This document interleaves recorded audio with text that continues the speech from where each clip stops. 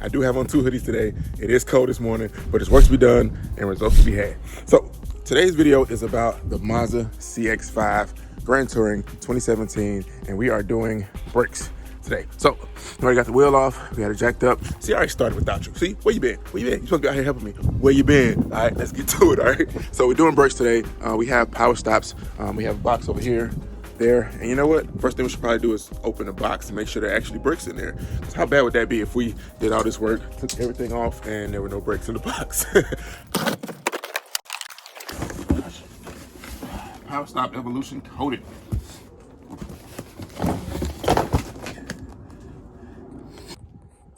So we have our rotors and we have our pads. I'm happy that they marked them all because these 2 are for the front, these 2 are for the back, and we're only doing the back today, and we're going to come back and do the front later. And then we have our pads here. We also have silicone brake component lubricant. I'm just going to open one of them, give you an idea what it looks like. There it is. Now I didn't get drilled and slotted, but these are good enough. Before we get started, we need to put the Mazda CX5 in maintenance mode so that we can work on our rear brakes. And it has to do with the electronic parking brake. Now, I'm not gonna lie to you, I had to do a lot of research to figure out how to do this because I didn't know how to put it in maintenance mode myself. So the first thing you need to do is take off the parking brake by, you hit the start button so that the ignition is on, but don't start the car. All right, put your foot on the brake and then push down on the parking brake. Right, that releases the parking brake. Now I hate taking off parking brakes when I'm working on a vehicle, especially when my driveway is sort of has a decline on it. So I kind of didn't want to do that, but that's what it calls for. Right, then you take your foot off the brake and then you cut the car off. Right, so your parking brake's off. Now to finish putting it in maintenance mode, you need to put your foot on the gas pedal, push it all the way down. You're gonna feel like a little click at the bottom. Then you're gonna hold down keep your foot down on the gas pedal the entire time. Hold down on the parking brake and hit the stop button 5 times. You wanna brace it here. Cool. 1, 2, 3, 4, 5.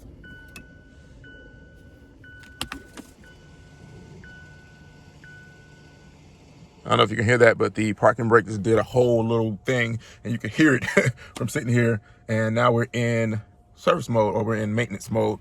This is what the dash would look like. That parking over there did just pop up on the screen. So now you're in maintenance mode. So now you can cut the car off, take your foot off the gas,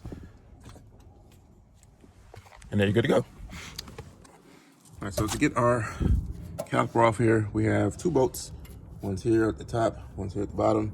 And that's the first thing you're gonna do first to release those. These are 14 millimeters.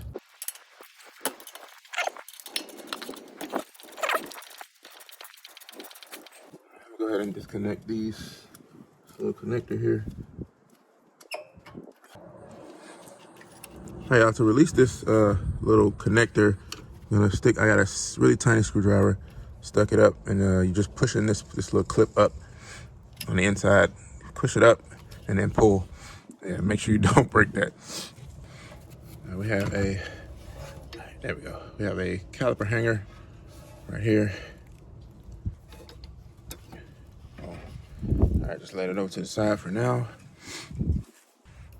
Yeah, that's that's really bad. Yeah, that's one side, and the other side is just as bad. All right, there. And on the back side, we have 2 more bolts we need to, so we can get this holder off. We got one down here, and there's another one right back here. You can't see that one. There's another one right back here. And they're both also 14 mil.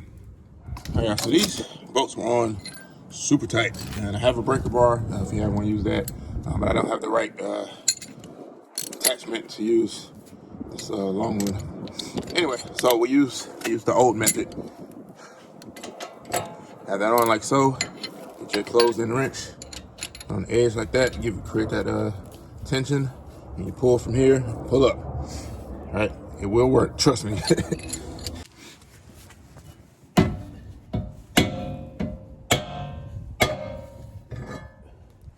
Oh, got it off. Got our new rotor.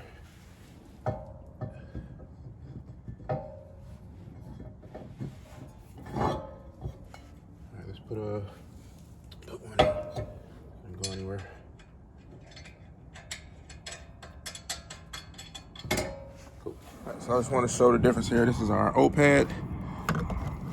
It's the front side, old pads. These are our new pads. That's a big difference.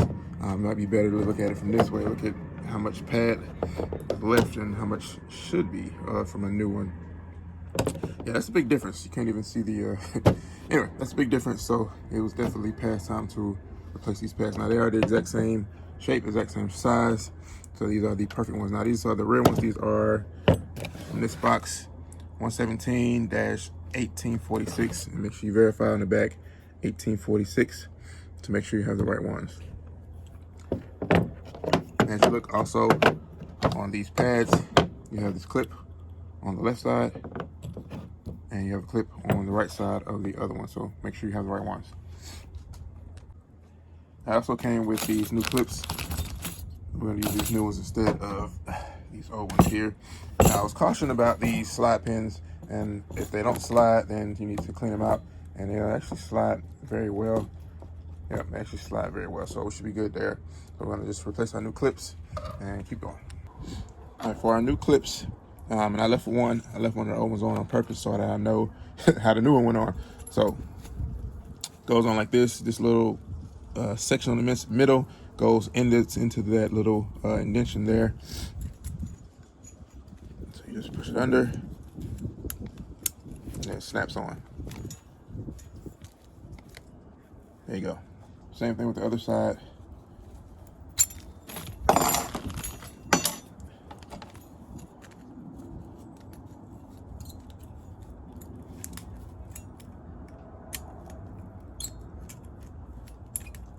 Oh, good to go. New clips. All right, so Powerstop came with this lube, and it tells you what they want you to lubricate.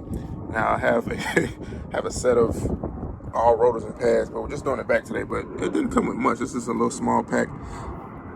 So they're telling you to lubricate the back of the pads, definitely not the front, but lubricate the back of the pads, lubricate all the edges here, the slide pins, lubricate the edge there, and also on the inside of the brackets. All right, so I spread the little bit of silicone that they gave us. I just used a paper towel, and I spread it across the back of the brake pads. I also spread it on the inside of our clips there, so I have an easy place for it to slide.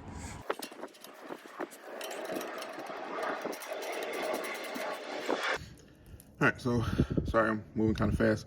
Working on compressing this caliper. This one is kind of thick. This caliper tool, it's kind of hard to get it in there, but I got it in there. I just turn the knob to compress the caliper as far as possible, and we'll just go a little slower. All right, there we go. You compress the caliper as far as possible. A little bit more. Boom. All right. Should be good enough there. All right, so let's install our brake pads. Keep it moving. And so for our pads, of course, this is the inside. The rounded edge is on the outer side. So it's supposed to match the shape of the rotor.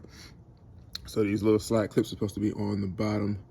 All right, take your time on this because, like I said, we did grease these, and you don't want any grease on the inside or on the rotor.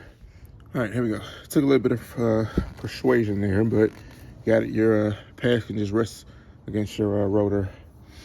Now we have to put our caliper back on that we just compressed. There we go. Just slap, and then there we go. All right, there we go. And we're good. Now put our pins back in. Make sure you don't forget to plug your e-brake connector back in, like so. Pins.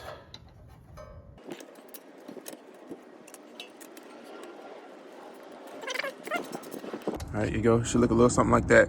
Now you just put your tire back on, and you're good to go. Now, of course, you have to do the other side. I'm not going to bore you by showing you how to do this all over again. So, cue the music.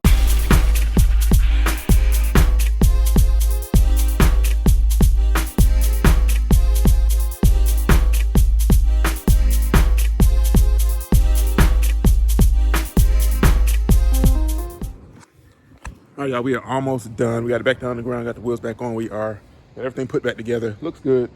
So, funny thing is, it took me two and a half hours to do the rear passenger side, rear driver side, 10 minutes. So once you get kind of figure out what you're doing, it doesn't take that long. It's not that hard. Just follow the steps. Now, I'm not a mechanic. I am not in any ways a mechanic, but I'm somebody who loves tinkering around with cars. I love figuring things out. I love the challenge. That's what I appreciate the most. Now, we did get Powerstop Evolutions. And with Powerstops, as a lot of people know, you have to do a break-in procedure, and it's right here in the box that the pads came in right here. Break-in procedure is critical to brake performance. The reason for proper break-ins to establish an even layer of friction material deposited on the rotors from the brake pads. It is very important that the initial layer of friction material be evenly distributed. The way you do that is perform 30 decelerations from 30 miles per hour to 5 miles per hour, leaving 30 seconds in between brake applications for cooling. So that's what we need to do, and we need to go do that now because obviously it's critical. In order for us to do that, we need to take the Mazda out of maintenance mode. To take the Mazda out of service mode, I had to look this up as well. I told you, I had to look this stuff up. You have to start the car without actually starting the car. You put it in ACC mode while your lights come on. That's ACC mode. You hold down on the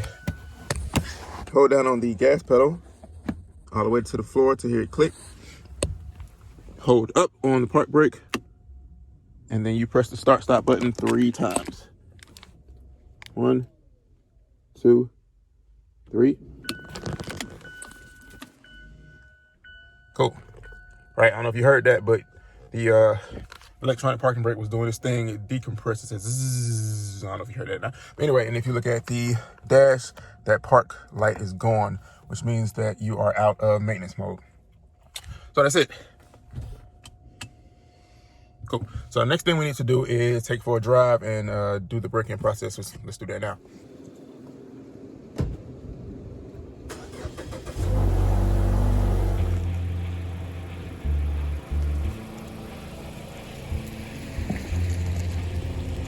So we're gonna do a run right here in the neighborhood. We got the 30. Slow it down to 5. Let it cool down for 30 seconds. All right, we've done 2 so far. We need to do 30 of these, so it's gonna take at least a couple minutes. So I tried to find a straightaway here. So we're gonna speed up to 30 and decelerate to 5, that's what it said.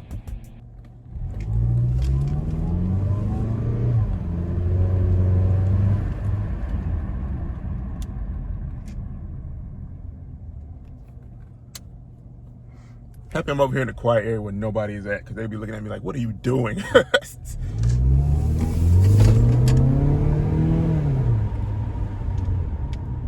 Was that 6, 5? We did 5 so far. All right, to save some time, I did 30, okay? I did 30.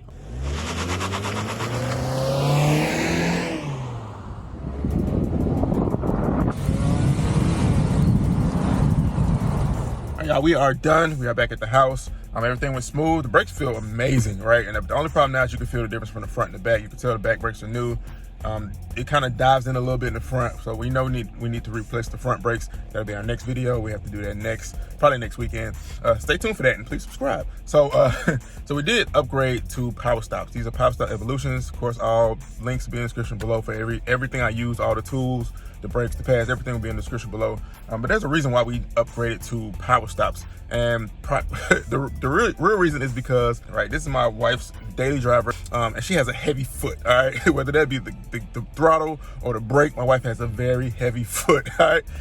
Don't tell her I said that. But no, all kidding aside, well, not really kidding, but all kidding aside, might as well upgrade them, right? Might as well upgrade them, get better stopping power. It's safer on the road. It's a better drive. It's a lot smoother. So like I said earlier on in the video, I am not a professional mechanic by any means. I am a YouTube mechanic. I am a garage mechanic. I am a driveway mechanic. I like doing these things on my own. I like the challenge, and I like that feeling when I get done that I actually did something on my own, which is why I encourage people to do it. Try it out on your own. It'll give you a different sense of pride if you do it on your own, and it gives you the confidence to try other things that you might not have normally done on your vehicles. If you can, succeed and do this, you can do anything. You know what I'm saying? So try it on your own. Tell me what you think. Another reason is money. Let's talk about money real quick. Powerstops is upgraded brakes, rotors, pads, all the accessories, all the hardware, $324 for all 4. $324. If you go to the dealership, trust me, I checked. If you go to the Mazda dealership, just to do the rear starts at $368. Just for the rear. And that does not include parts or labor, one of the two, I can't think of it, but they would charge you about $500-600 just to do the rear, right? When I just did the rear for what, half of $312. So keep that in mind. It does save you a little bit of money, and it makes you feel good about yourself. So Motivation Crew, thank you for watching another video on the Me and Car Keys channel. Let me know what you think. If you got any comments, any thing that can help me out next time, any advice, put in the comments below. Let me know what you think. If you changed the brakes on your Mazda CX5, put in the comments below. Let me know as well. If you ran into any struggles, let me know as well. All right. Thank you for the comments. I do appreciate it. Please subscribe if you haven't already. Thanks for watching another video on the Me and Car Keys channel. Till next time, Mazda CX5. I'll see you.